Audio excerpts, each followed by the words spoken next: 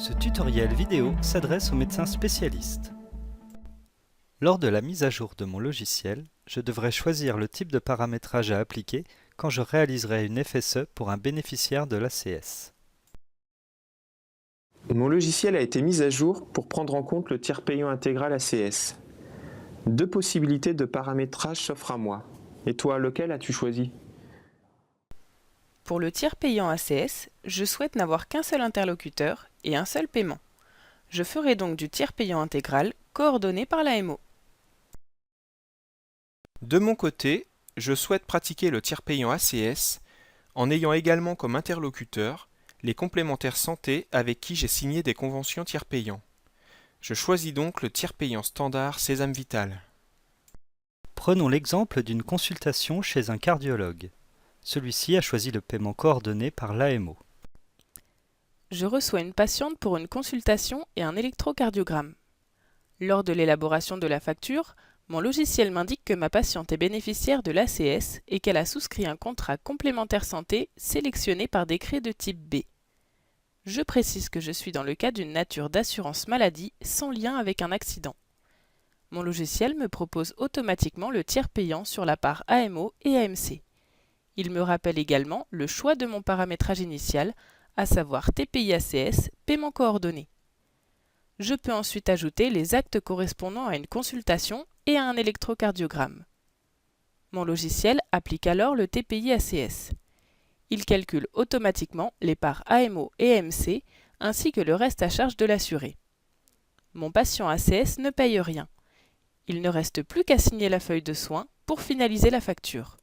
L'AMO me réglera le montant total de la facture.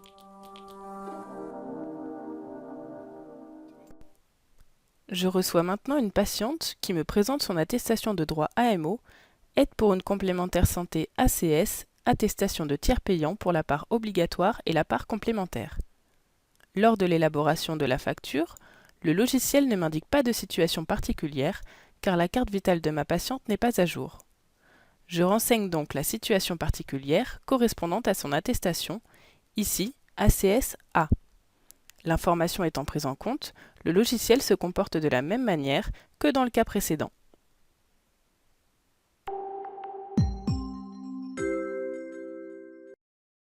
Voyons maintenant le cas où le médecin spécialiste a choisi de paramétrer son logiciel en mode procédure standard Sésame Vital. Je reçois un patient pour une consultation et un électrocardiogramme.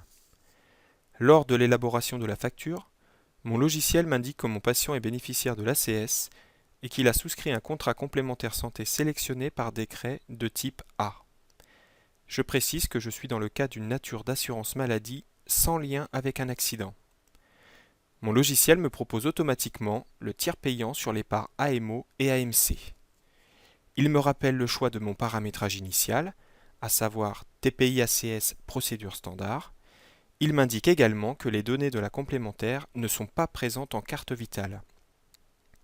Je les ajoute sur présentation du support de droit AMC de mon patient. Je modifie la nature de la pièce justificative en sélectionnant la valeur support autre que vital dans la liste déroulante. Je coche le type de gestion séparé pour la complémentaire. Je renseigne le numéro d'organisme complémentaire de mon patient.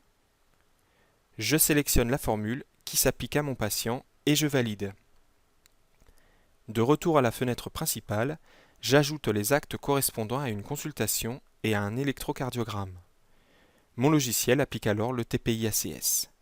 Il calcule automatiquement les parts AMO et AMC, ainsi que le reste à charge de l'assuré.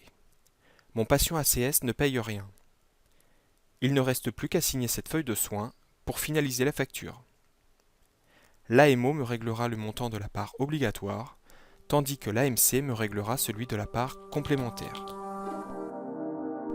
À noter qu'à tout moment de la procédure de facturation, en cas de doute ou en l'absence de support de droit AMC, je peux modifier le paramétrage de mon logiciel de santé et passer en paiement coordonné par l'AMO.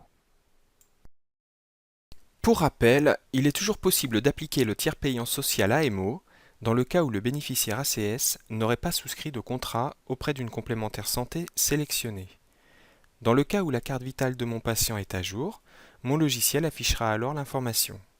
Dans le cas où sa carte vitale n'est pas à jour, il devra me présenter son attestation de droit AMO, aide pour une complémentaire santé ACS, attestation de tiers payant pour la part obligatoire hors part complémentaire.